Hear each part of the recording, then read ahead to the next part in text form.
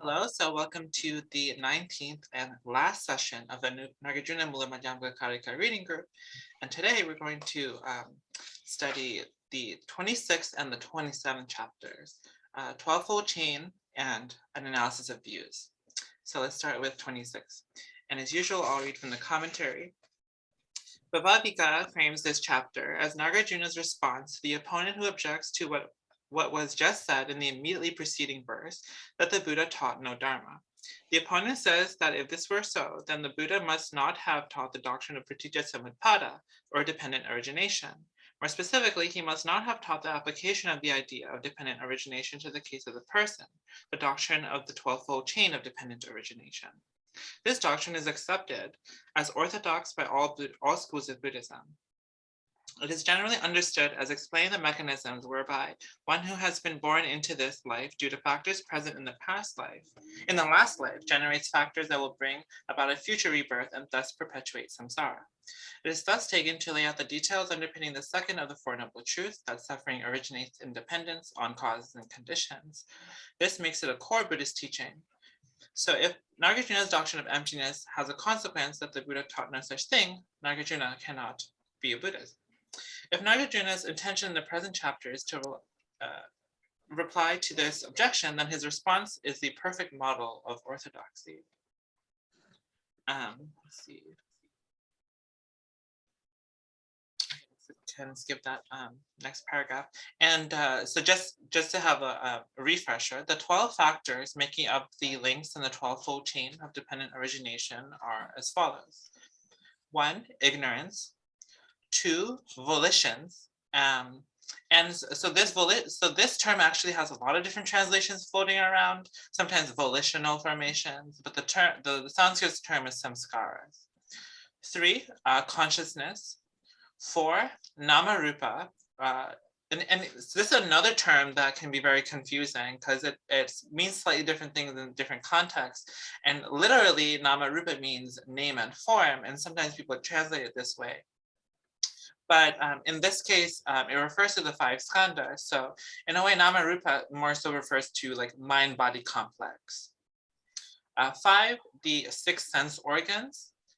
6, contact between a sense organ and a sense object through the mediation of a sense consciousness. 7, feeling. 8, desire or craving. 9, appropriation, sometimes also attachment, upadana. 10, being. 11, well, also sometimes than just being, there's also becoming. So I guess in this case, they're kind of synonymous. The coming to into existence. And 12, suffering, or sometimes referred to as old age, sickness, and death. And so suffering itself leads back to ignorance in this chain, and it's this a cyclical process. Cool. So basically, this chapter is not necessarily an analysis per se, but it's more so sort of Nāgārjuna's outline of the 12 links of dependent origination. And as a sort of commentary stated, one of the functions of making this outline is to show that Nāgārjuna, especially in a sort of presentation without necessarily any explicit negation, is to sort of justify why Nāgārjuna's whole project is in accordance with the Buddha's teachings, and not against it, even though it may seem like it to the people, the type of people or views that he's critiquing. So we can go right to the verse. 1 who is enveloped in ignorance forms 3 kinds of volitions that lead to rebirth. And by means of these actions, one goes to one's next mode of existence. I think I'll be reading a lot from the commentary because they sort of explain really nicely which each verse means, but we also don't have to belabor that too much. So the commentary states, this verse explains what it was in the past life that led to the present life. Ignorance, namely ignorance concerning the facts of suffering, impermanence, and non-self. So these are the 3 marks of existence, they're called. dukkha, anicca, and anatta. Led one to, so ignorance led one to form volitions or samskaras, the mental forces that bring about actions. And so this is kind of like a karmic compulsion to act. And the three kinds may refer to volitions that cause physical, verbal, and mental action. So mind, mind, speech, and body. But Chanakya explains the three kinds as wholesome, unwholesome, and neutral. So maybe the vagueness of what the three kinds means is actually good because it can encompass these both of these terms, meanings of the term. So now 2, having volitions as its conditions, consciousness enters into the new mode of existence. Consciousness having entered into the new mode of existence, nama rupa becomes infused with life. So the first line of this verse gives a standard account of the first moment of the present life. At conception, the volitions of the prior life cause a moment of consciousness that comes to be associated with a particular embryo. This embryo will be in a particular state, divine, human, etc. If the volitions of the past life were predominantly wholesome, then the embryo in question might be in a divine mode, or in an especially fortunate human mode. If they're unwholesome, then the embryo might be in the mode of one of the hells, and so on. Let's see. Actually, what Chanakirti says is actually really interesting. Chanakirti adds that the relation between volitions and consciousness is like that between the moon and its reflection, or between a seal and a wax impression made from it. In both these cases, the second item, the reflection or the impression, is numerically distinct from its first, the moon or the seal. And yet the nature of the second item is determined by the nature of the first. The point here is to guard against interpreting rebirth as a case of some entity traveling from the past life to the present life. So this is important to remember that one of the functions of dependent origination is actually this series of dependent origination is to account for how rebirth is possible without adhering to a self. Being the one who transmigrates. And the following chapter actually, a following paragraph goes over what I was talking about, Namarupa, which is sometimes and somewhat misleadingly translated as name and form. The term is a collective name for the 5 skandhas. The claim here is that once a moment of consciousness has become associated with an embryo, this brings about the development of those physical, rupa, and psychological, nama, elements that make up the psychophysical complex, a sentient living organism.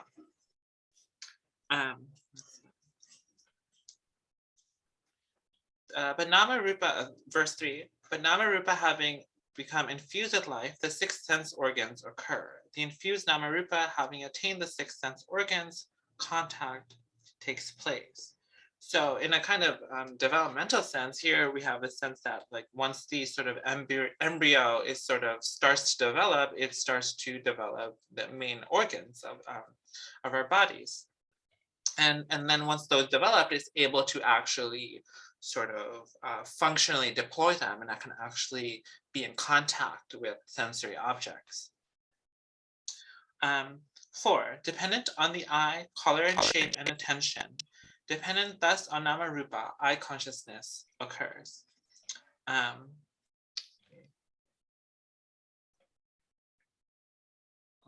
see. So we went from nama rupa to 6 sense organs, and then contact. And now we're at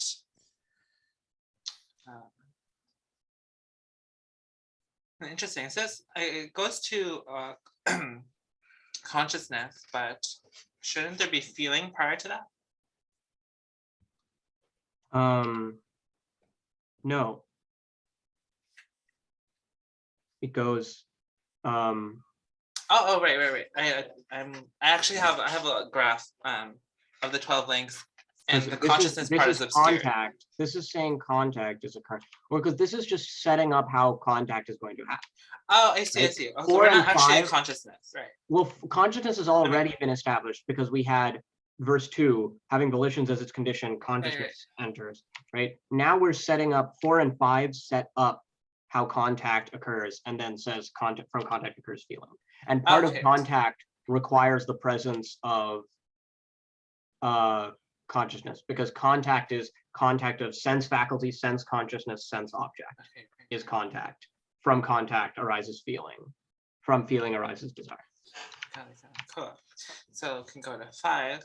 Yes, the conjunction of 3 things, color and shape, consciousness, and the eye, that is contact. And from that contact, there occurs feeling. 6, dependent on feeling is desire, for one desires the object of feeling. Desiring, one takes up the 4 kinds of appropriation. Let's see. Oh, and I think it's kind of important to point out that we don't just desire things that we feel positively towards, but we also feel a desire towards things we don't feel positively towards, that reverse to in a kind of like indirect way. We desire to be away from that thing. And I thought that was, at least for me, it was like important to be aware of that. So the 4 kinds of appropriation, and the commentary says the 4 kinds of appropriation are said to be that connected with pleasure, that pertaining to false views, that pertaining to moral conduct and religious vows, and that pertaining to belief in a self. So I guess appropriation is, these 4 kinds of appropriations are different ways in which you can assert the sense of I and mine. 7, there being appropriation, there is the coming into existence of the appropriator. For if one were without appropriation, one would be liberated. There would be no further existence. 8, and this existence is the 5 skandhas. From existence results birth. The suffering of old age, death, and so on, grief accompanied by lamentations. 9, frustration and despair, these result from birth. Thus arises the entire mass of suffering.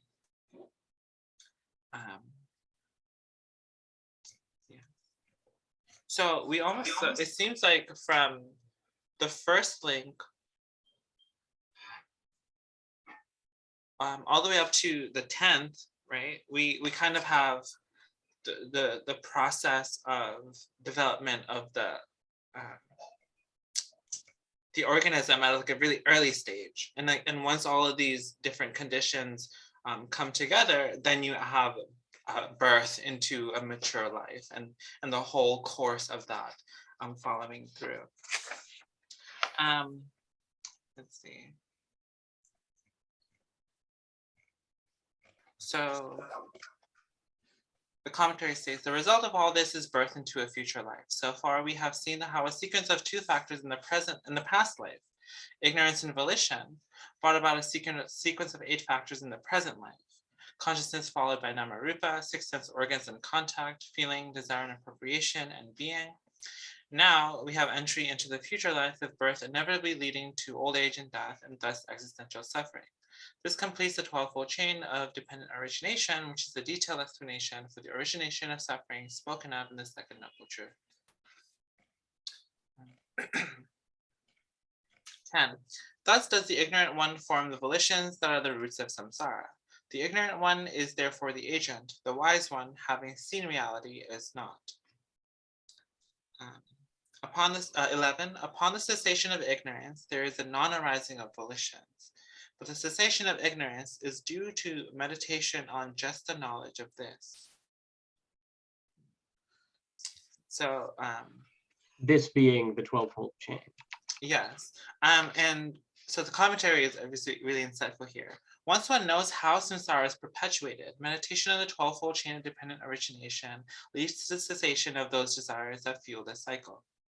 And this resonates a lot with teachings I've listened to and received in the past, that nirvana is pretty much the understanding of how samsara functions in a deeply intimate way, and it's that recognition of how samsara actually operates that can actually lead to its unbinding, that will lead to its unbinding as nirvana.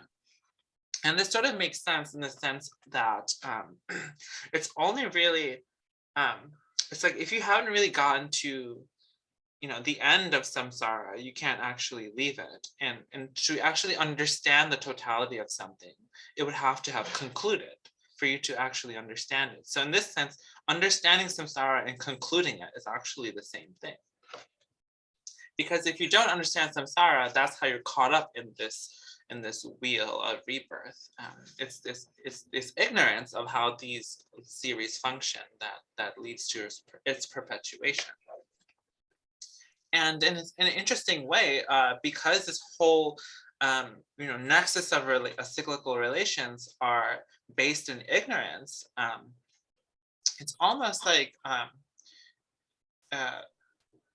this is kind of like a sort of almost like a self-referential circuit that kind of doesn't even go outside of itself. So one of the hard things about samsara is that samsara obscures the fact that it's samsara, right?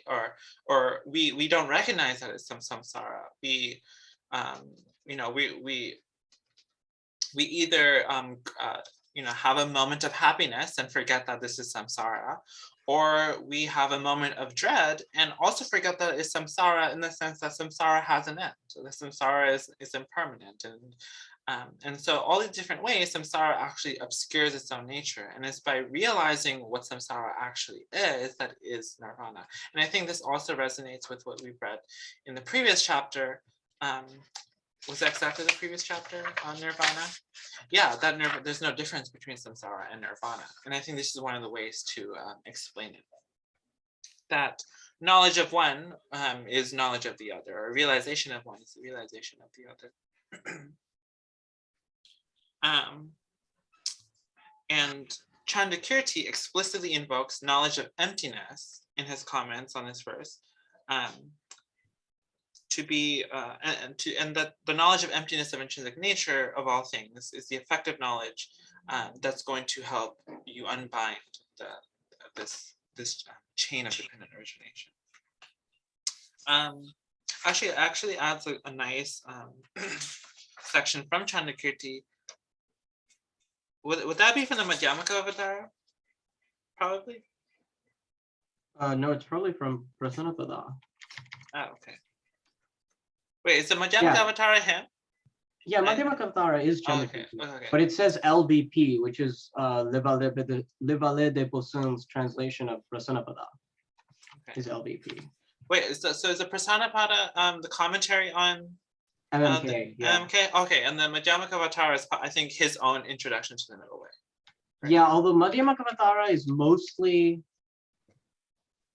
Madhyamaka Avatara is not framed as a Madhyamaka philosophy text. It's framed as like a description of the 10 bhumis. And it just, in the description of the 6th bhumi, goes into a lot of detail about some Madhyamaka arguments. Okay. But functionally, its structure is not, it's not similar to, say, Mula Madhyamaka Karika in being like a Madhyamaka philosophy text. It's like about the 10 bhumis. Okay, interesting. It's a really good book, Madhyamaka Avatara. Especially the chapter on the 11th chapter, because each of the chapters is the 10 bhumis, and then the 11th chapter on Buddhahood. It's really amazing. It's a great chapter. Oh, which translation would you recommend? I have the Padmakara translation group translation, which is Shambhala Publications published it. Is there a commentary that goes with that? It comes with Mipam's commentary. If you want to read Chandrakirti's own auto commentary, though, you can find that. Hold on.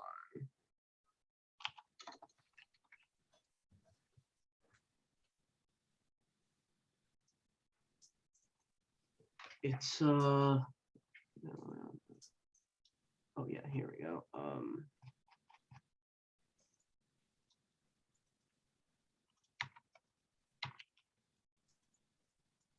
This has Chandrakirti's auto commentary, and then the Padmakara translation group, one of the verses also includes Mipam's commentary. So those are what I refer to. This thing I just sent in the chat, which is the verses plus Chandrakirti's commentary, and then the Padmakara one, which is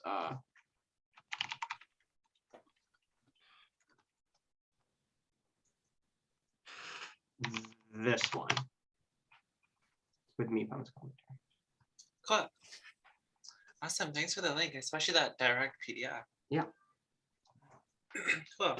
So yeah, from the Prasanapada, Kanchanakirti says, ignorance is destroyed by correct and non-deceptive meditation on this dependent origination. That's interesting. It assumes the possibility of deceptive meditation, which is really important to honestly think about, because I feel like sometimes, especially in spiritual circles, this sense of you have to meditate, and there's a huge emphasis on meditation as this sort of technique, but what's not often discussed beyond actual relations with a teacher, like a Buddhist teacher, is that there's not really a lot of discussion on different kinds of meditation and the different functions of meditation. So it can be, so we have to really be cognizant about what kind of meditation are we doing and what its functions are, because they're not all the same. And some can actually bring you further into delusion as well. Especially if you're doing it wrong too. Dharmakirti has a really interesting discussion about this in either Pramana Vinishchaya or Pramana Vartika, where he's explaining how the way that in meditation a non-conceptual experience occurs. And he mentions that actually you can have a non-conceptual experience occur accompanying any judgment upon which you meditate, not just actually useful or truth-conducive judgments. You can meditate upon an entirely a judgment that is not reasonable and that is not conducive to putting an end to karma and klesha, and have a non-conceptual experience accompanying that if you meditate on it with the right way, because that's just how the mind works. But that will just bring you further into delusion.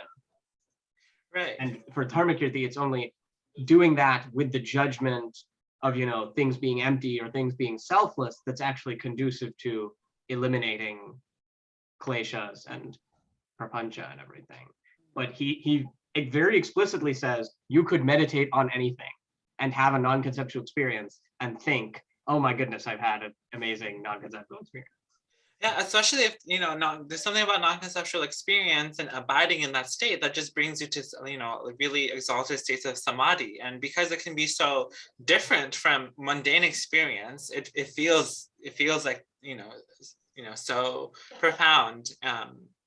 But my teacher says that there's a lot of these kinds of meditations that will basically just make you become reborn as a god in a higher realm, which is not what we're aiming for as Buddhists. We're trying to get out of rebirth, not in a form of rebirth that's actually counterproductive. And I really like the point you made, because about sort of you can have a non-conceptual experience without it really meaning anything. And I think this is why it's so important for us to be doing what we're doing now and studying, because it's really important, what your pre-meditative and post-meditative view on conduct, it actually has a lot to do with how your meditation actually happens, and vice versa. And so there's and I get this actually happens in Madhyamaka groups sometimes too. People will just be like, oh, this is all just views, just go and meditate. And it's just it's more complex than that, honestly. Oh, I didn't even read the whole thing. One who correctly sees dependent origination perceives no own form, i.e. intrinsic nature, of even the most subtle entity. One enters into meditation on the emptiness of intrinsic nature of all entities, like a reflection, a dream, a fire circle, an impression of a seal.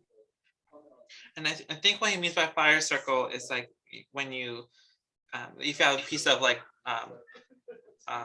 burning wood on a stick, or a string, and you spin it, and it creates this seemingly concrete circle of light, which is just an after image. It's not really there. One who does not perceive is not confused about any dharma, and one who is not confused does not perform action. One perceives that this is so through the meditation on dependent origination. The yogin who sees the truth has assuredly abandoned ignorance. Volitions of the one who has abandoned ignorance are suppressed. So this is really interesting. One who has realized the emptiness of intrinsic nature of all entities perceives nothing whatsoever, be it external or internal. And I think this is really interesting because sometimes you get the sense of, enlightened cognition as being kind of like an all-encompassing, all-inclusive recognition of all existence. But here we have something almost the exact opposite, which is there's nothing to perceive whatsoever. And in a way, these two orientations don't necessarily contradict each other as well. But we don't really have to get into that. And I think that just sort of relates to dependent origination and emptiness. You can sort of, they're both indivisible and are basically the same, but you can kind of give emphasis, provisional emphasis to one or the other. I know in some Dzogchen tantras, there are some places where I think there's one tantra that is like, Buddhists have always been teaching, are now teaching, and will always teach. And there's another tantra will be like, there was no dharma ever taught, no dharma being taught, and no dharma that will be taught. And at the face value, these seem like they contradict, but really I think what they're pointing to as an integral whole is the sort of the unity of the two truths, right? The indivisibility of dependent origination and emptiness. And this is precisely how we overcome dependent origination, by realizing it's empty. And then realizing that there is nothing to overcome. And so 12, by reason of the cessation of one factor in the 12-fold chain, another successor factor fails to arise. Thus does this entire mass of suffering completely cease. So even though there's this chain falling from one node to the next, once you get rid of ignorance, the entire thing just collapses. There's no real like sequence that happens. It's just because even though we have a causal series, you'll actually see that like, okay, so in a way, so we have consciousness coming prior to contact, but in a way, there's no such thing as consciousness in itself, right? Independent of contact. But we can give this, but we can still outline it as a causal series in an intelligible way. But this causal series has to be circular, so we still do have that mutual relation of consciousness and contact that we can establish through reason, and without really assuming that consciousness exists inherently alone, causally prior to contact, right? The 12-fold dependent origination scheme is just this scheme. Although, except for the consciousness, which is the descending consciousness, that is the first consciousness in the embryo. Because that one is not actually produced through a sense faculty. So in the 12-fold chain, the contact that comes following ignorance, or sorry, the consciousness that comes following ignorance, which is the like initial birth consciousness, is different from the contact consciousness. Oh, because the contact consciousness gives rise to the birth that results in the ignorance that leads to the next consciousness? Well, no, so this is explained in the commentary, where it is said, hold on, where is this? Yeah, sometimes I get mixed up between seeing it as like one moment and as well as seeing it as three different lifetimes. So in 2AB, we are told that Nama Rupa originates independence on consciousness. Here we are told that consciousness originates independence on Nama Rupa because of contact happening. This makes it seem as if there is a reciprocal causal relation between Nama Rupa and consciousness. Some Abhidharma thinkers took this to mean that there can be a reciprocal causal relation between simultaneously existing things, each being both cause and effect of the other, but there's no indication here that Nāgārjuna and his commentators subscribe to that view. The Namarupa mentioned in 2AB seems to be that of the developing embryo, while the Namarupa mentioned here is that of a developed organism interacting with its environment. Likewise, the consciousness mentioned in the two verses would seem to be distinct occurrences in the continuum of mental events. One that occurs as a result of what consciousness entering the new mode of existence, that is consciousness at the beginning of birth, and one that is consciousness occurring in dependence upon the eye, on color and shape, on attention and namarupa in verse 4. So they're two different sorts of consciousness. Okay, I see. Yeah. Yeah, I have to be cognizant about how the primary way that the 12-fold chain of dependent origination is divided into three life moments. Okay, cool. So we're already at 2 o'clock. So let's move on to the final chapter, an analysis of views. Okay. So I'll just say from the beginning, there's a lot of repeated arguments and in terms of logical structure, so we don't really have to belabor every single verse, but we should go over the first set that I think it goes over the existence of a past person, and then we can sort of speed up towards the end because much of the arguments and of the logical structure of the arguments apply. So commentary. The views discussed in this chapter are the ones the Buddha was asked about concerning the past and future existence of the person, the world, and so on. The Orthodox Buddhist view concerning these questions is that they are ill-formed in that they all involve false presuppositions. And because they are ill-informed, none of the 4 possible answers to a question should be affirmed. In this chapter, Nāgārjuna gives his own account of their rejection. Most of what is said here would be perfectly acceptable to at least many Abhidharmikas. It is only at the end of the chapter that the doctrine of emptiness is explicitly mentioned. This might be taken to suggest that the real purpose is to show that Madhyamaka thought represents a legitimate extension of the Buddha's teachings.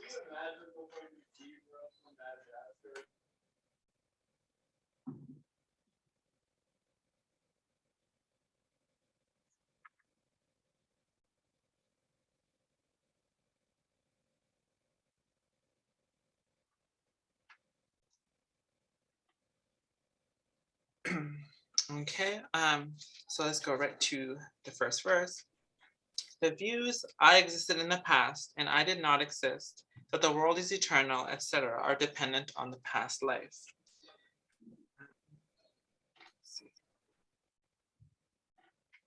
2, the views shall I not exist as someone else in the future, shall I exist and that the world has an end, etc., are dependent on the future life.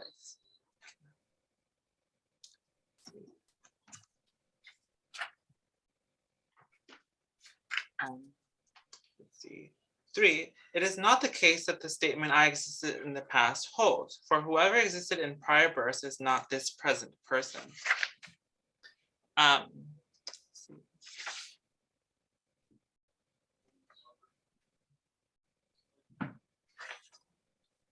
The commentary says, to entertain the first of the 4 possible views with respect to the I and the past, and the view that I existed in past lives, is to hold that the presently existing I had prior existence in other lives. So for instance, what is now a human being might have been an inhabitant of one of the hells in an earlier life.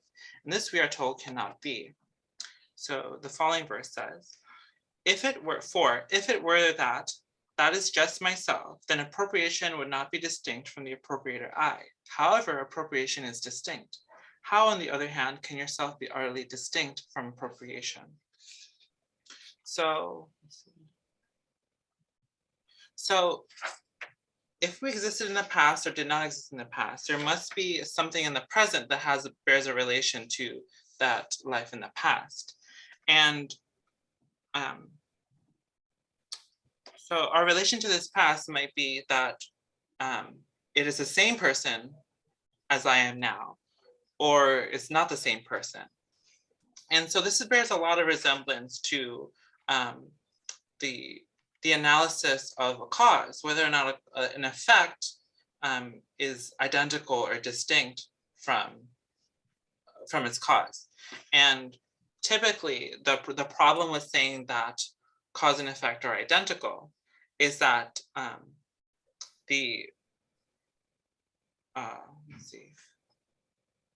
Actually, I think I'm confusing myself a little bit by not sticking a little bit to the verse. So I'll go into, I'll use the appropriation idea. So the appropriator and the appropriation, they become distinct and blurred if you're saying that the past life and the present life are identical.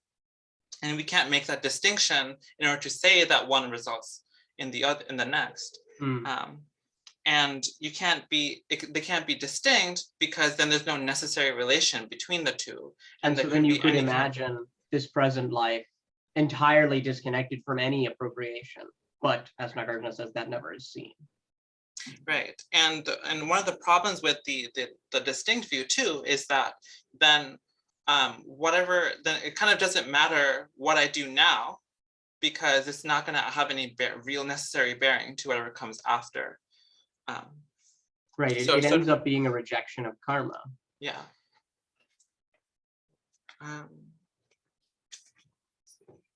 Actually, the commentary says it a little more clearly. So concerning appropriation, according to Chandrakirti, the argument of the first half of the verse is that if the present I were identical with it being in the past life, then the act of appropriation would be identical with the appropriator, which is absurd since agent and action are distinct.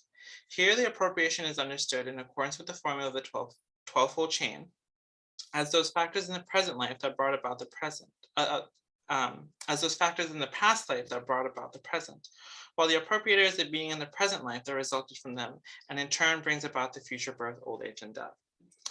The argument, in short, is that to think that I exist in the past life is to suppose that this present I is at once product and producer of that very product. So that's a slightly different explanation. The difficulty that results from this is that the self that is the appropriator cannot be found apart from acts of appropriation. It's the nature of the self, qua appropriator, to engage in acts of appropriation. While such acts can be discerned, the agent that performs them cannot. And what is wanted here is the agent, not its actions.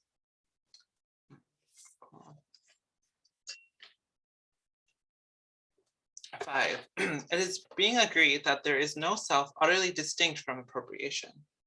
Then the self would be nothing but appropriation. In that case, there is no such thing as this self of yours. The commentary says, if the opponent were to concede that the self that is distinct from the psychophysical elements is not to be found and maintain instead that the self that appropriates is just the elements themselves, then there's a new difficulty, stated in the next verse, 6. It is not the case that the self is identical with the appropriation, for that appropriation ceases and arises. How indeed will the appropriation become the appropriator? The commentary says the difficulty with attempting to reduce the self qua appropriator to the appropriation is that the latter are radically impermanent while the former would have to endure. So because the self and the things that are appropriates have radically different natures, one being, if not permanent, at least enduring, though in many cases that would be the same, and the psychophysical elements are constantly coming in and out of existence. And so there's no way to reduce a permanent entity to impermanent constituents. It just doesn't make sense. So yeah, and so the commentary says appropriator and appropriation have incompatible properties, and so they cannot be identical. 7. Further, a self that is distinct from appropriation is not at all possible. If it were distinct, then it would be perceived without appropriation, but it is not perceived. So this the self is not the self of the appropriator is not identical with the appropriation because it will be just reasoned, but it's not distinct either, because to say that it's distinct is to say that we can actually point out the self, point out the appropriator without reference to the appropriation. But that doesn't, we don't find that because there is no appropriation separate from the appropriator, the appropriated. And even in like almost like a mutually entailing sense, there's the things being appropriated are being appropriated because they're being appropriated by an appropriator. So there's no way to ever separate the two. So and since we can't separate the two, we can't actually identify them as distinct things. 8. Thus, it is not distinct from appropriation, nor is it identical with appropriation. There is no self without appropriation, but neither is it ascertained that this does not exist.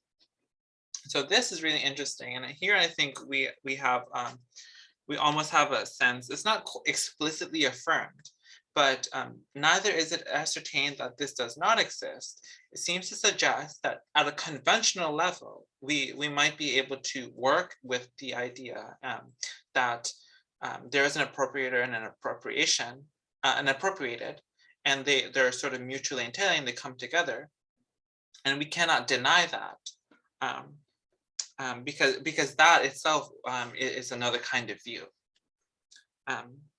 So I'll read the commentary. This summarizes the argument of the preceding 5 verses against the view that the I existed in the past. The one new note is at the end of the verse. One should also not conclude that there is no I that exists in both the past and the present. Chandrakirti explains that this I is said to be conceptualized in dependence on the psychophysical elements.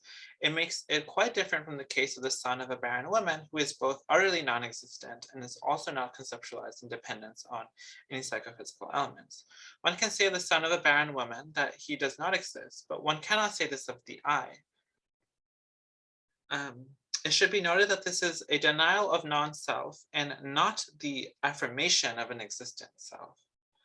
Moreover, this is there is precedent in the Buddhist teaching for the denial of non-self. We don't have to get too much into that. It kind of is interesting, this thing, because this actually ends up being connected with an interesting aspect of the Tathagatagarbha literature, which is that a lot of, or not a lot, but some Tathagatagarbha sutras describe the Tathagatagarbha as the true self. But it's funny, in the Ratnagotra Vibhaga, it explains this. It says it's called the true self because all proliferations relating to self and non-self are pacified.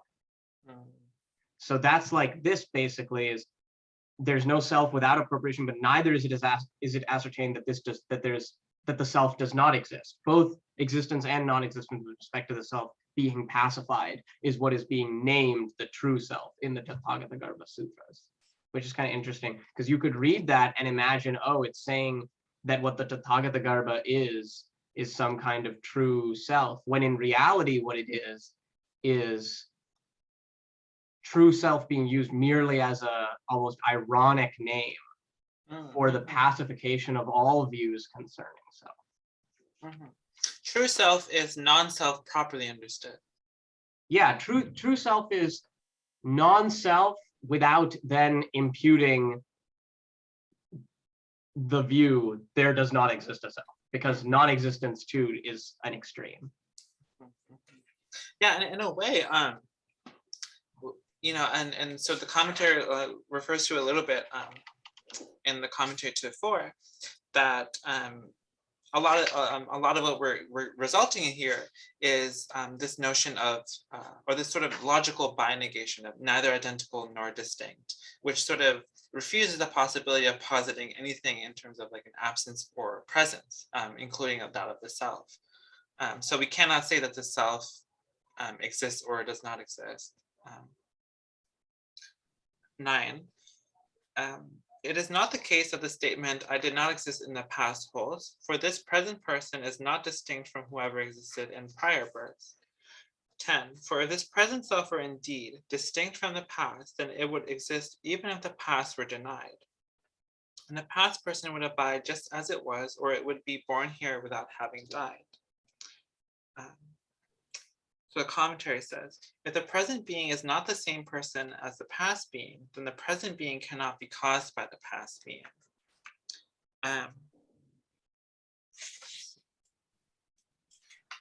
Chandrakirti gives the example of the production of a pot and the destruction of cloth. Since the pot and cloth are utterly distinct, the arising of the former cannot have the cessation of the latter as a causal condition. But this in turn suggests that the past self should endure. Alternatively, it would mean that one is born without having died earlier. And for those who accept beginningless rebirth, this is absurd.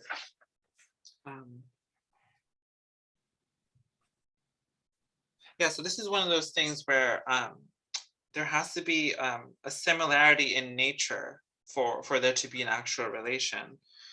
So if the present person is not the same as the past person,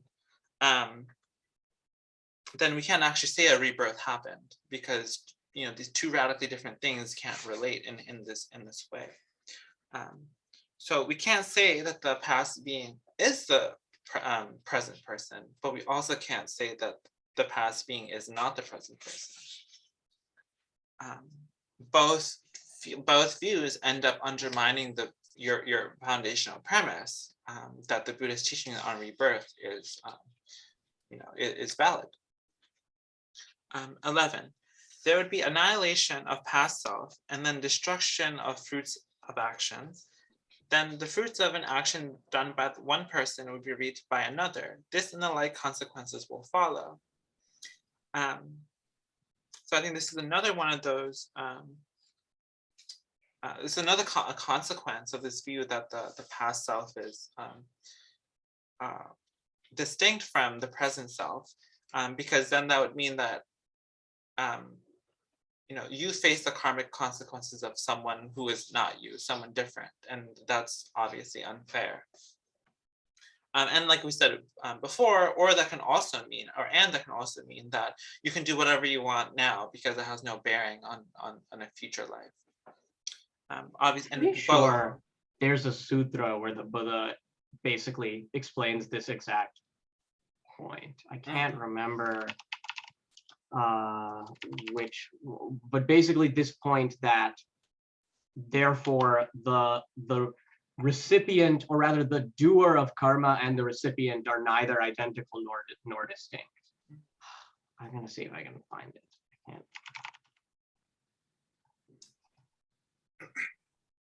Anyway, yeah. So,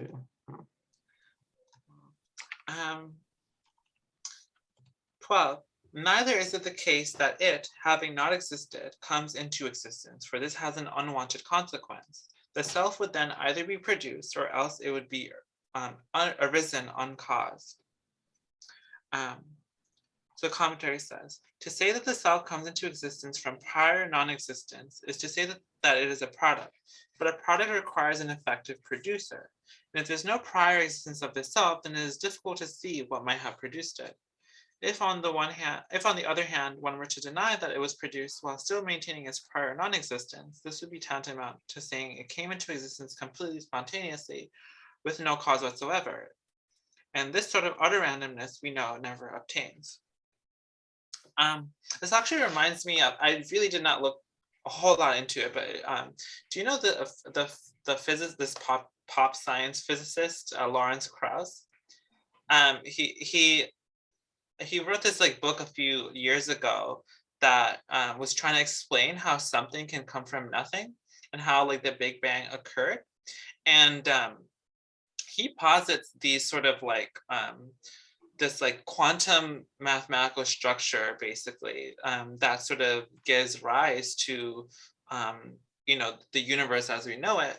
And a lot of people, and he calls this nothing, because it's kind of this quantum potential. But there's a lot of controversy because a lot of people are like, well, you've never actually solved the problem because you just posited something as a nothing. But Lawrence Krauss's whole thing is that philosophy is useless, and so if this is only a scientific problem, but people are reminding him that you're at this point where philosophical questions, or at least meta-theoretical questions, are necessary, because otherwise you're making illegitimate claims, like pointing to something like quantum randomness or quantum potential, and calling it nothing. And I think this is just the part of the problem with trying to posit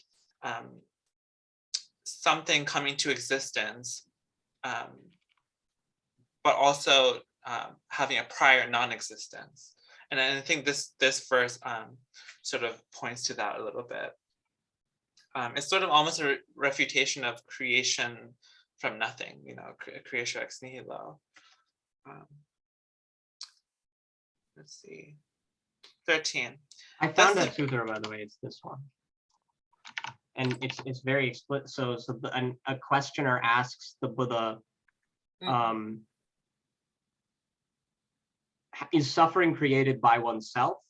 No. Is it created by another? No. Is it created by both? No.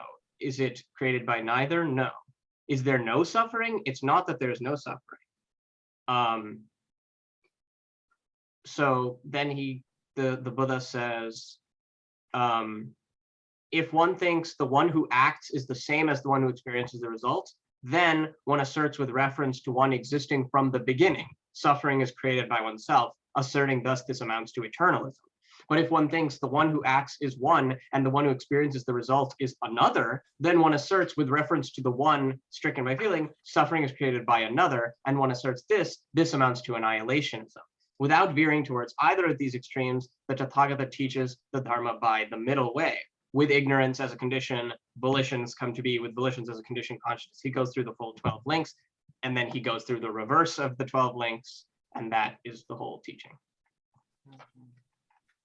Well, yeah, I'm not sure if the Zoom will display this in the recording, but if it doesn't, this is the Samyutta Nikaya number 17, the Naked Ascetic Kashapa. Yeah. Thanks for sharing that. Achela Kassapa Sutta, if anyone wants to hear the title, Achela Kassapa Sutta. Thank you for sharing that. Kassapa the Jain, I assume. He's called Achela. I'm pretty sure Achela is a name for Jains. That's interesting. He's a Jain, probably. Well, anyway. Cool. So now 13, this sort of summarizes this first chunk of verses. Thus, the views that in the past I did not exist, I did exist both and neither, none of these holds. Let's see. Did I skip it or did we? It seems like we didn't really go over a both and neither category, so that might just come after. Let's see. I think that will come after. Okay, 14. Now we're moving to the next set of reasonings about future existence. And like I said, well, I'll just read. 14. The view, will I exist in the future? And the view, will I not exist? These are just like the case of the past. Yeah, so the commentary says the four lemmas concerning the relation of the present person to one in the future are subject to the same logic of identity and difference as those regarding the past. So just with the conclusion from the previous set of verses, we can basically conclude that with regards to the relation between the present life and the future life, they are neither identical nor distinct. Let's see, 15. This God is the same person as that human. If this were so, then there would be eternalism. And that God would be unarisen, for what is eternal is not born. So here we have an example of a rebirth from a human to a God. And I think this is really nice because it really shows the difference. It points out the difference between these two births. The nature of a deva is especially is not just like their constitution, but also their abodes are completely different from that of the humans. But in terms of the scheme, in terms of our understanding of rebirth, rebirth from one to the other is possible, either through ascension or descension. But we're also analyzing how this could be so. Obviously, it would have to be an empty relation, not an intrinsic one. Let's see. So for 15, so if we're saying that the future God is the same as a present human, then we're basically positing some kind of self that is continuous between the two, and that would have to be adhere to the thesis of eternalism, because this self would have to endure from one moment to the next. And the consequence of this would be that the God would be unarisen, for what is eternal is not born. So if the God and the human, if the future God and the present human are the same, which presupposes a kind of eternalist self, then the self, which would have the nature of being a God, would be that God before that God even came into existence. And this is absurd. This goes against a causal understanding of rebirth. Let's see. I'll actually read a little bit on the commentary on the very end. The basic difficulty here is that if the present human and the future God are both to count as me, then it would seem that it would seem they must be identical, and yet a human and a god seem to be utterly distinct beings. Each for existence comes into existence at a particular time, namely the time of its birth, and for the human and the god in this example, those are distinct times. The only solution is to say that the present human and the future god share a single self, something that, being eternal, can go from one life to another. But then either the future god is identical with the eternal self, or else it is distinct. If it is identical, then we must say absurdly that a god is not born. If it is distinct, then I shall not be that god, so it is false that my good deeds will lead to my being reborn as a god. Cool. And yeah, so if it was identical, we must say absurdly that the god is not born. Yeah, like I had said, if we're identical, then we have the eternal self who would have the nature of all of its manifestations already since the very beginning, which would mean that during the human phase that god would already be present somehow, and so would not actually be reborn, or would not actually be born. 16. If it is held that the present human is distinct from the future god, then non-eternalism would follow. If it is held that the present human is distinct from the future god, then there can be no continuum. Let's see. So the commentary says, if we grant the present human being and the future god are distinct entities, then the person is not eternal. It's not the sort of thing that can go from one life to the next. It might be thought that these can still represent distinct stages in one continuous series, but distinctness of human and god makes it difficult to explain how they can make up such a series. For the presently existing lump of clay and the future cloth are equally distinct, yet they are not thought to make up a continuous series. One might try to explain the difference between the human god case and the clay cloth case example by appealing to the causal connections that supposedly obtain in the case of the present and the present human and the future god. But as we read from chapters 1 and 20, we showed that they showed that causal connections cannot be said to obtain between allegedly ultimately real entities, and so that rules out all such appeals. Let's see.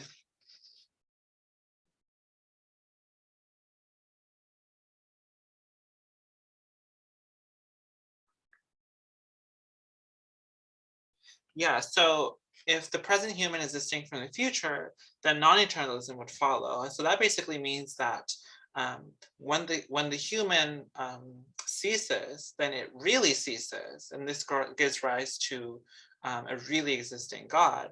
But then, because these are so different now, there's this gap between the two. So and this gap sort of obstructs the possibility of there being a undivided continuum that sort of weaves the two lives together. 17.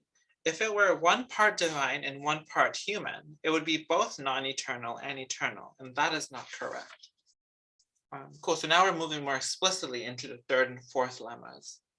The commentary says, the thesis that human and God are identical leads to eternalism. The thesis that they are distinct leads to annihilationism or non-eternalism. Both having been rejected, we now turn to the consideration of the thesis that they are both identical and distinct. This is one of the rare cases where Nāgārjuna explicitly examines the third of the fourth lemmas, possible with respect to some question. Here the claim is that there is one entity, the person, with distinct temporal parts, the present human and the future God. In that case, human and God can be said to be identical qua person, yet also distinct qua different kinds of beings, different kinds of living things. And thus I would be both eternal and non-eternal. Since that future God will be me, I am eternal. But since the present human who is now me will no longer exist, I am also subject to annihilation.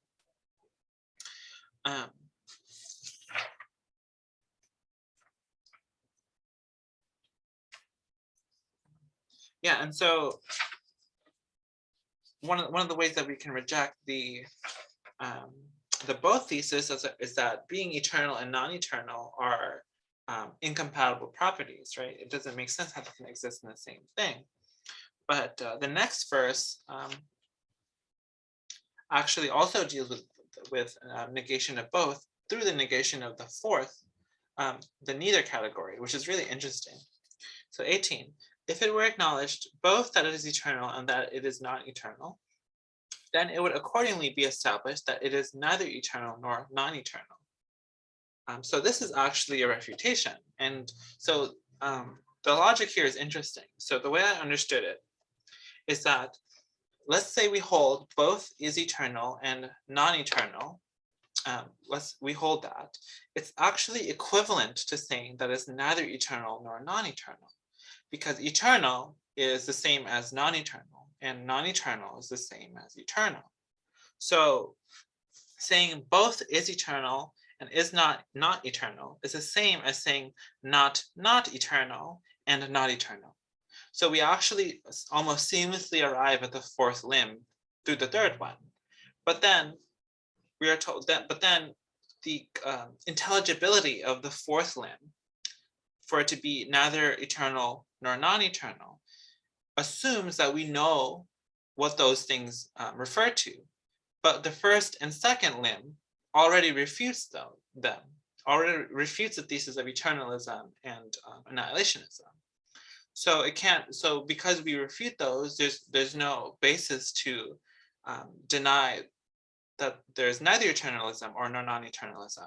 And because neither eternalism and non-eternalism is the same as saying that they're both eternal and non-eternal, now we've negated the third limb. Does it seem like I got that right? Yeah. I think one thing that's very useful to like a concept to then like tie the bow around this whole analysis is something I forget. I think the word is illocutionary negation. So it's just a negation having just merely illocutionary force, just an attempt to like communicate as a speech act rather than actually have like semantic value. So for example, like if someone is at the dinner table saying, is there any salt? There's an illocutionary aspect of that, which is the request, please give me some salt, even though the locutionary act, the literal sentence, is asking about the presence of salt. So we can also imagine an illocutionary negation that doesn't actually involve the locutionary act of negating, but is really merely just using the phrase of negation to express the illocutionary act, which is, I refuse to assent to whatever. I refuse. So that's the negations. Negating all four limbs is not actually like, I guess, like a literal negation in terms of the literal meaning of negation, because that, of course, then you would end up contradicting yourself. Really, it's using the phrasing of negation to express that what you're doing as a speech act is refusing to assent to anything that the opponent is raising as a possibility, because there's some presupposition underlying the whole question or the whole analysis that you don't accept. So you're saying that a locutionary negation in a way would like presuppose some of the terms being proposed on the thing that you're negating, but we're actually going beyond that. We're not even accepting the terms in which the questions or propositions are being expressed. Yeah, so the negation then isn't placed there for its literal locutionary meaning. It's placed there to indicate that we are, as an act, refusing to assent to any of the four limbs of the tetrad. That's the point of negating all four limbs, is to express that, not to take the position of it is not the case that blah, blah, blah, and it is not the case that blah, blah, blah. We're not trying to take those positions. We're trying to express that we're refusing to assent to any of the four limbs. This actually reminds me a little bit of there's I think Vachakota on Fire is like the main one, but there's also a lot of different instances of a similar structure where, the Buddha would be asked a bunch of these antinomical questions, contrasting questions. Is the world eternal? Is it not eternal? And his answer is never like no, but it's more like does not apply. Yeah, kind of. I do not reminds say me- blah. I do not say Right. this either. Right, because the sort of oppositional framework of you're of saying no, of denying, you're already playing the game, right? Mhm. But you're trying to step out of the game here. Yeah, exactly. Cool. So 19. If it were the case that someone were to exist, having come here from somewhere and subsequently be going somewhere else, then samsara would be beginningless. But that person does not exist. The commentary says, it is commonly said by Buddhists that samsara is beginningless. This thesis requires that there is a being who, for any given life, in some determinate station, either as a human or a god, can have been born into that life from some prior life, and who will at the end of that life be reborn into yet another station, until such a time as that person attains liberation. But there is no such being, so it cannot be asserted that samsara is beginningless. So this is really interesting. So the standard account of samsaric cyclical reproduction is that there's never been a beginning to the process per se, but and so there's always this unceasing process of death and rebirth. But here, recognizing that there is no person here, we can't say that samsara is beginningless, because there would be nothing that is actually going the rounds. 20. If it is held that nothing whatsoever is eternal, then what will be non-eternal? What will be both eternal and non-eternal, and also what will be distinct from these two?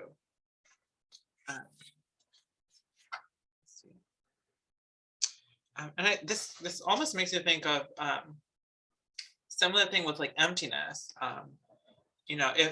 If all things are empty, then there would be nothing there to be empty. I think it's a similar argument here. If there's nothing whatsoever that is eternal, then what will be non-eternal? So if things are not eternal, then they're impermanent, and so they don't even endure for even a moment. So there's nothing that you can actually point out. And so the sort of Buddhist idea of impermanence is pretty radical in the sense that we're talking about moment-to-moment impermanence, and not sort of vague relative impermanence, or something that endured for a while and then disappeared. True impermanence, forecloses the possibility of even isolating anything. So in this case, if nothing is eternal, then we don't have anything further to be non-eternal. And this just reminded me about how emptiness is not empty. Emptiness is empty, because the things that we recognize as empty, once we recognize that they're empty, there's nothing to isolate to call empty. And there's no, emptiness is a concept that we apply for a specific purpose. Once we've applied it for that, to then go around keeping the emptiness goggles on, seeing things as being empty, is just unnecessary. Yeah, imagine you're I don't know why I'm thinking about this example, but imagine you're like hunting a deer, and you use the binoculars, and you find it, and you're like, all right, great. But then you go to it still wearing it, you'll never see it. Everything will just be blurry. So it's a similar thing. One example I really like is, imagine you hallucinate that there are white mice on your desk, and someone comes along and corrects you and says, actually, there are no white mice on your desk. Would it then make sense to go around each time you encounter a new thing and noting as being among its properties, there are no white mice there? That's one of the features of this thing that I have found. You go outside and you see a tree and you count among the features of the tree, there are no white mice on the tree. If you were to do this, it would be very strange, because the person pointing out to you that there were no white mice on the desk was specifically to counteract the hallucination you were having. Once that's counteracted, to go around acting like this absence of white mice is some feature that you need to ensure you've understood to be holding in every situation would be very silly. Yeah, this actually has a lot of bearing in the Madhyamaka, because in this book by Karapunso, Mipam's dialectics and debates on emptiness. There's a lot here in terms of Mipam's attempt to go beyond, the middle way articulated by the Gelug school on the one hand, where emptiness refers to the absence of hypostatic existence, and the Shentong view on the other hand, that asserts that samsara is non-existent whatsoever, and that nirvana is eternally existent. And he's trying to go beyond the two.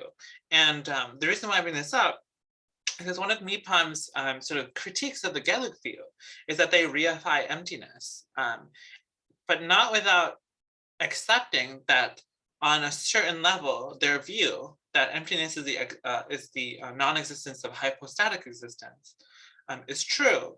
But for him, the problem is that they stay on that as a meditative object, without understanding the functional role that it has as a stepping stone to what he calls the uncategorizable ultimate, which is free even from emptiness, non-emptiness, both and neither. And so he recognizes the Gelug's approach as being a necessary step in this dialectical process, but whereas they abruptly stop somewhere, kind of like keeping the emptiness goggles on forever. He's trying to say that you need that at some point, but we need to rest and even go beyond emptiness. It's really interesting. 20. Actually, we already read that. So yes, and so pretty much as as a usual pattern, once we've gotten rid of the first two limbs of a tetralemma, we basically have the tools to refute the third and the fourth. So I don't think we necessarily have to go over that again. 21.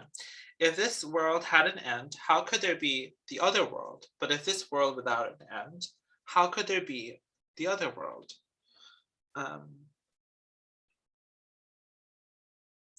So this sort of refers to how, and so in here, actually, let me read the commentary because it's a little more specific on what exactly world here means. One set of questions the Buddha was asked and refused to answer concerned whether the loka has an end or limit. The Sanskrit term loka can be translated as world, and this is how it is often translated when it occurs in the passages concerning that set of questions. But it also means inhabitant of the world, and that is how it is actually being used in that context. The question concerns whether the existence of the being who is currently living a particular life has an end or not. Both possibilities are to be rejected. The reason, according to the commentators, is that there in fact is another world, that is, there is rebirth. And so the reasoning will be spelled out in the next few verses.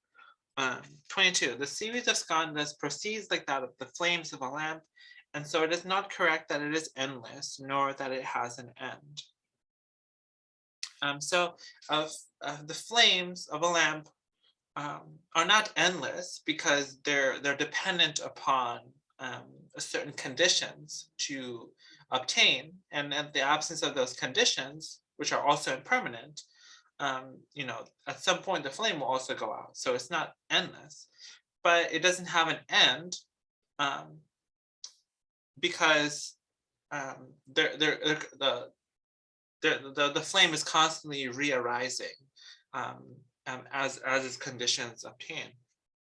And so similarly with the series of skandhas. So let's see, 23. If the past ones having been broken up, these skandhas were not to arise, that are dependent on those past skandhas, then it would be the case that this world has an end. And also read the next one. If the past ones not having been broken up, these skandhas were not to arise, that are dependent on those past skandhas, then it would be the case that this world has no end.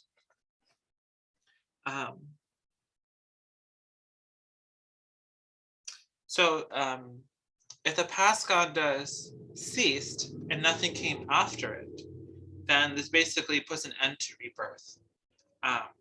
So that can't be plausible, since here we're trying to establish the integrity of rebirth as a Buddhist premise. 4, the past skandhas not having been broken up, and then something not arising, then so no following skandha is arising. This would assume that this past instance never has an end, so that also obstructs rebirth, the continuity of rebirth. So again, that does not apply. 25. If it were that it is one part with an end and one part without an end, then this world would have an end and be without end, and that is not correct. So we'll keep going with the verses. 26, how will it be that on the one hand, one part of the appropriator is destroyed, yet one part is not destroyed? That is not correct. I think it's a really interesting section because this is basically refuting, like, I don't know if any of you are familiar with the Bhagavad Gita, but in the Bhagavad Gita, there's a section that explains like the Vedantin view of rebirth, I guess. And it basically is this. It's that one part is not destroyed and remains continuous, but other parts are discontinuous. They are abandoned and then new ones are taken up. And the analogy that's given is the part that remains the same is like how a person's body might be one body, but then they might take off a suit and put on another suit, a different suit entirely, and then take off that suit and put on another suit. And so it's like you're abandoning one suit and putting on a new suit, but the thing that is wearing the suit is remaining the same. And this is seemingly responding to that kind of view. Right, where it's one part that's without end, the part that's wearing the suit, and there's one part that ends and then a new one is taken up, right, like the suit that's being taken off and then another one that's being taken on. Yeah, isn't it also sometimes, I'm not sure if this they use this in the Gita, but sometimes the metaphor that mask is often used, you know, there's different masks for the absolute self, but yeah. The absolute self is not any of its masks. And right. so these masks are these different temporary stages of birth and rebirth. Yeah, so I think 27 is a really cool verse here, because here, like, how will it be that one part of the appropriation is destroyed and another part not destroyed, right? Like the wearer of the suit is also part of the being that we are saying here, you know, is whatever, the self or the transmigrating thing here. How is it then that you can separate, you know, whatever, its mask or its suit, take that off, put something new on, when in reality, the whole thing is what we are describing as the transmigrating? Yeah, and particularly with this like relation of appropriation, whereas the suit or the mask metaphor like does seem like there's distinct things. In the appropriation relation, the appropriator and the appropriated are integrally connected. There's no ability to separate the two. So there's no way to actually distinguish a part. And to say that one part remains and the other gets destroyed. And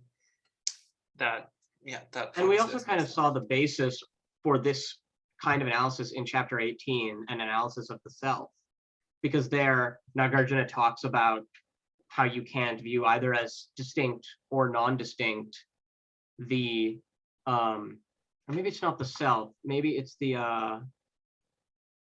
analysis of bondage, the one where it's like you can't distinguish, it's neither distinct nor non-distinct, the appropriator and the appropriated, whichever chapter that one is. Cool. So you just read 27. So 28, if both with an end as well as without an end were acknowledged, then it would accordingly be established that it's neither with an end nor without an end. And this basically is the same structurally to verse 18, where we go over the sort of complex negation through third and fourth limbs, where we can where the both category seamlessly translates into the neither category, but the neither category only makes sense in reference to the validity of the first two limbs, which we've already refuted, thus also refuting the third limb. And so the commentary states pretty simply, the fourth lemma relies for its intelligibility on the intelligibility of the first and second, since it is said to be the negation of their distinction. thus the fourth must be rejected if the third is. So this kind of like goes a little backward, but there's a lot of different ways of approaching these the four lemmas. Okay, so we're at the very end now. 29. So since all existence are empty, views such as eternalism, annihilationism, and the like, where will they occur? To whom will they occur? Which of them will occur, and for what reason will they occur? So commentary says, since all things are empty, there can ultimately be neither a place nor a time where views like eternalism arise. There is no being who can entertain and hold such views, and such views not themselves existing. There are none that could be held, and nothing can serve as a reason for holding such views. 30.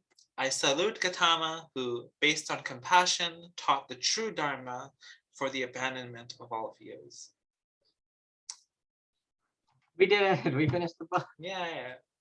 And just real quick, I want to think a little bit about this idea of all views, abandoning all views.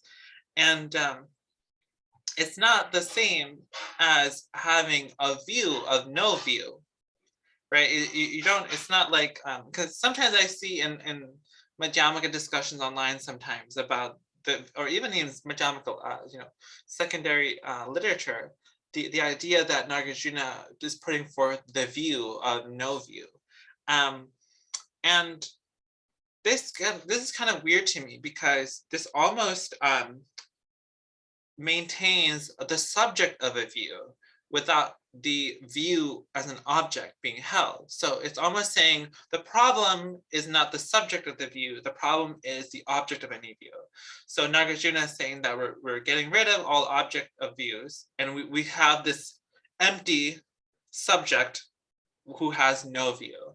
And I think that still reifies the very thing that we're trying to get rid of, that there is this sort of distinct subject position that can have a view at all. Because in this sense, having no view is just a different kind of view. It's just another view.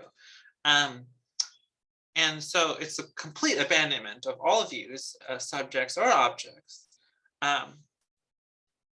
But at the same time, Nāgārjuna, the last chapter we just read, is like a whole view of dependent origination.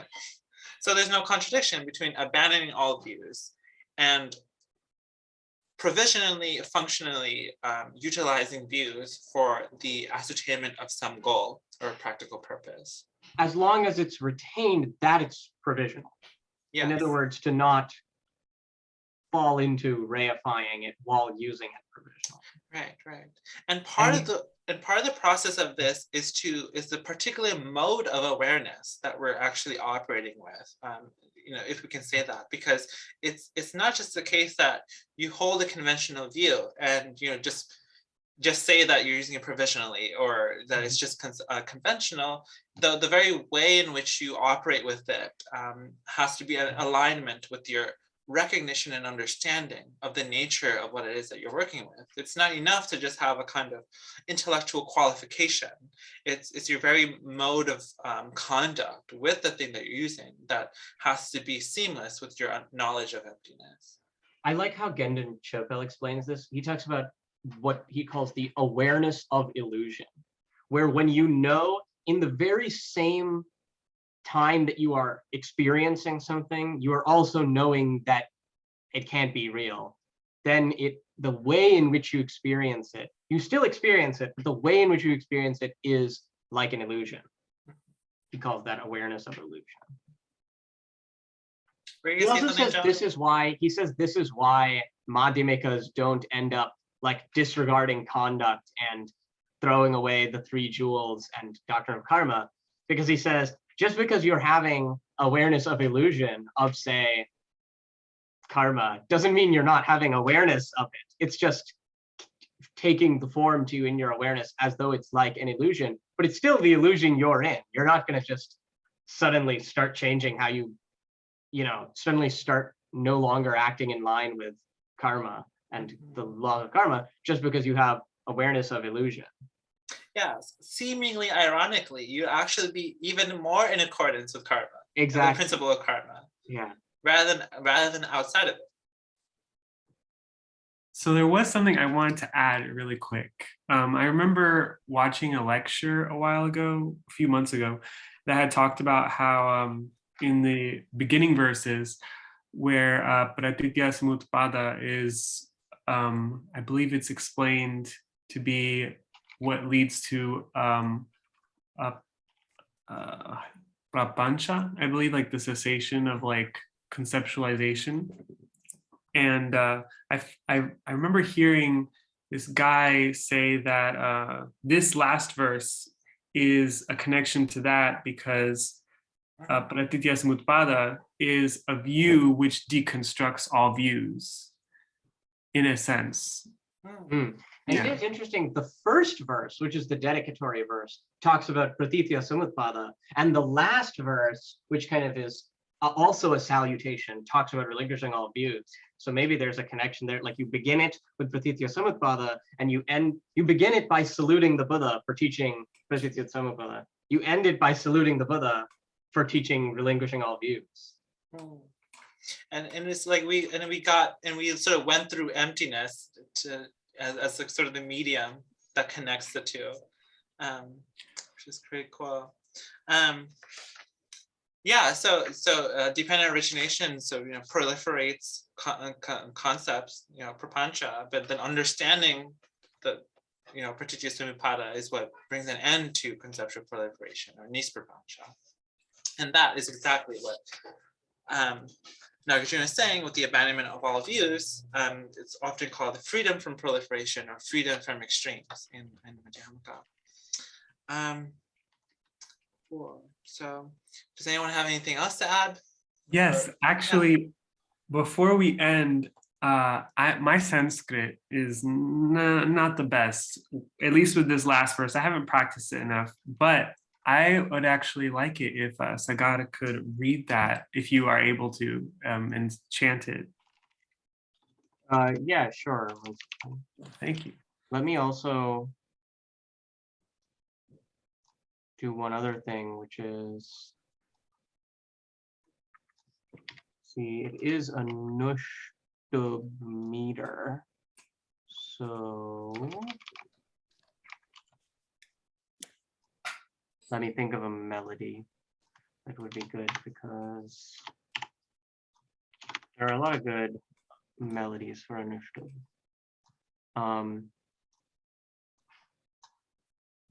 Sarvadrishti prahanaya yasadharmam adeshayat anukampamupadaya tan namasyami gautamam. There. Thank you. Thank you. So I actually wrote a little dedication that I think I want to read out before we conclude. And before I do that, and I'll just end right after the dedication. And before that, I want to say thank you so much, Gregor and Sagar, for being so consistent, and Sagar for being an excellent host. I don't know who else I would have asked. Yeah, when we first started, I was going to ask Scott to join with us, but unfortunately he's not with us, and he passed from COVID. So I want to dedicate a lot of this to him as well, because he's been, for the short time we've met online, he's been such a good Dharma brother. So I want to remember him for that. And thank you, John, for showing up whenever you did. And it's always Thank great. you. And thank you for everyone who's tuned in, and potentially people who are tuning in a later time, but was here earlier. Really grateful for your presence. And so I'll just read my dedication. Through all the merit gained from the study of this profoundly illuminating work of Dharma, may all beings attain the omniscient state of enlightenment and exceed the limits of all fault and delusion. May they all be liberated from this bottomless ocean of samsara, free from the pounding waves of birth, old age, sickness, and death, and attain the unborn, unbecoming, deathless state. Thank you. Awesome.